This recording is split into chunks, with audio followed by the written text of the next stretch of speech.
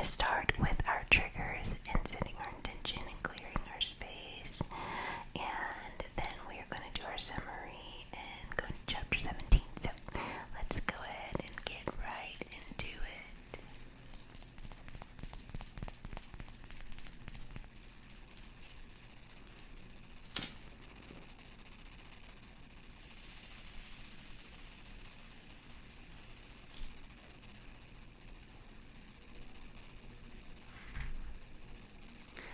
Alright, then we're going to get our Himalayan sea salt candle holder, our IKEA tea light. And let's go ahead and put that in there. There we go. Alright, so now we're going to set our intention that tonight's reading accomplish the greatest and highest good of all.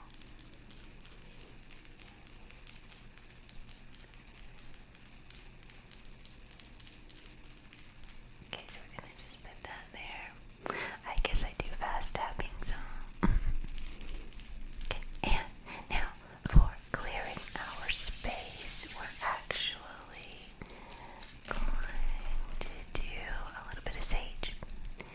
So I'm actually going to move the book out of the way since don't want to set it on fire. Let's go ahead and clear our space with some sage. Just leave that in here. I like to use this guy for the sage stick.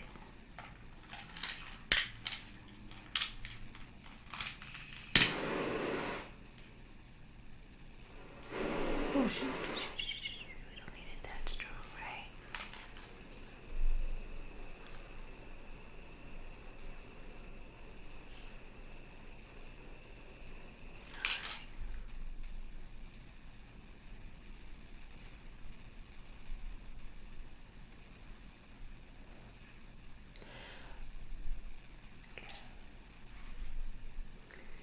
It's beautiful, beautiful smoke.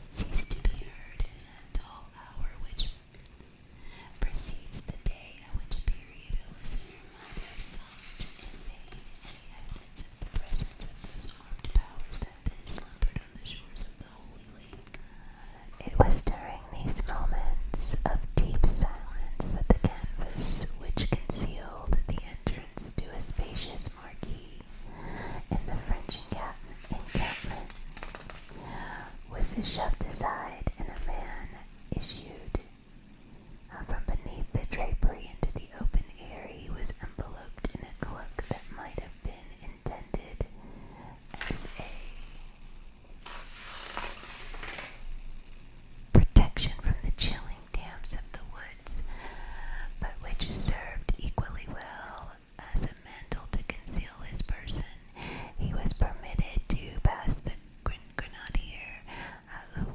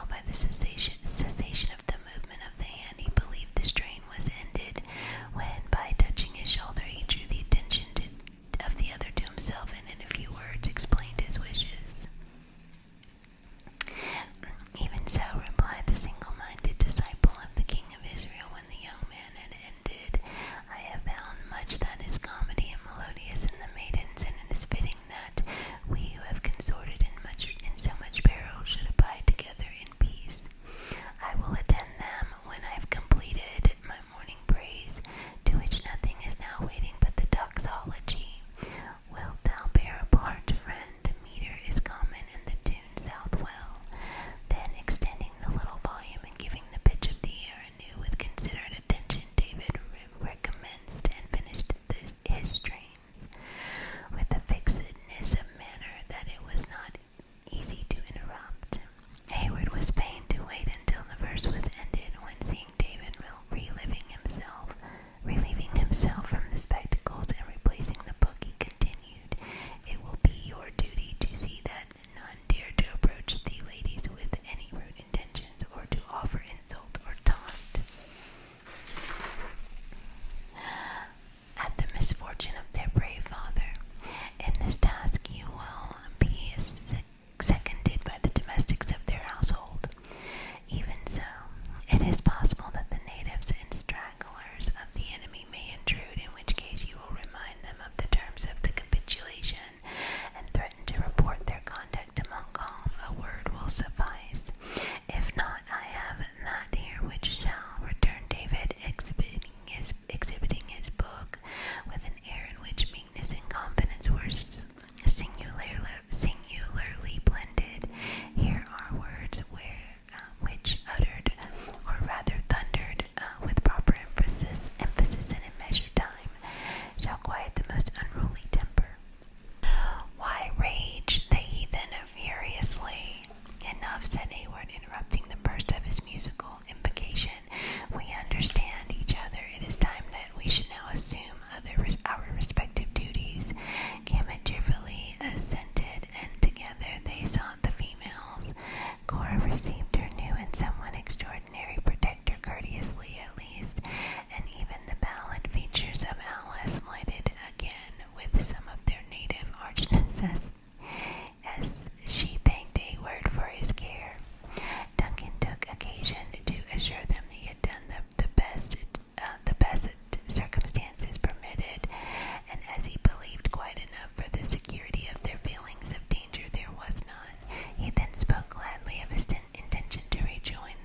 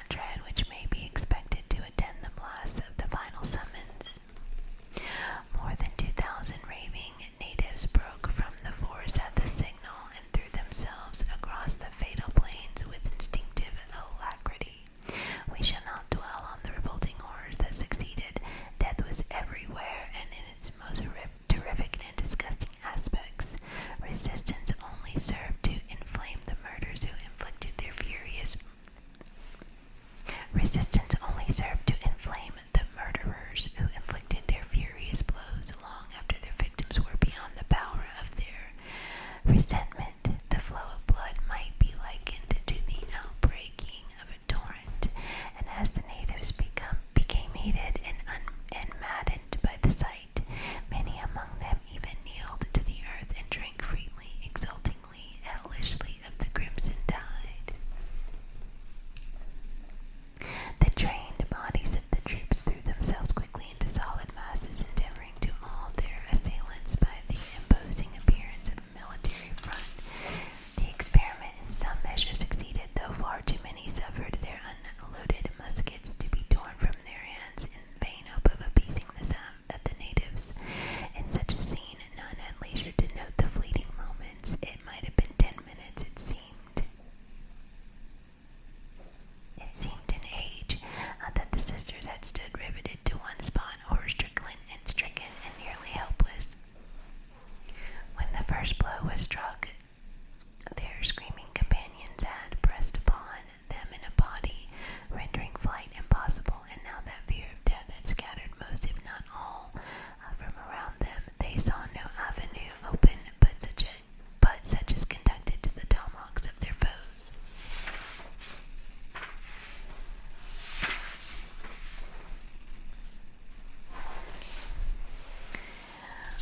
On every side arose